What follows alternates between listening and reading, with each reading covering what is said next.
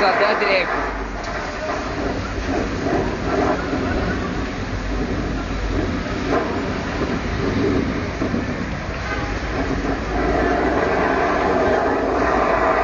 Bă, ce foi, o butelie sau ce?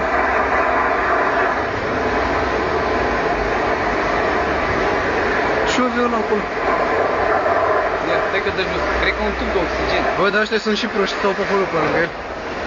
Eu, uite, un tub de oxigen, da. Aha. Bă, eu n-aș sta acolo nici... Explodează, eu n-aș sta acolo nici... Deci cum e acum și cum să duce încolo la aia în scară. Ia, bă, e prost. Bă, nu e normal, pe cuvântul. Și cum e lor ăstea foc? Nu știu, cred că să bălângăni acolo, știi? Și-i săria la muștucul. Și de ce nu foc? De unde a fost scânteie? Iar sără mașina aia. Ia uite că mai e unul. Cad bucăți atunci.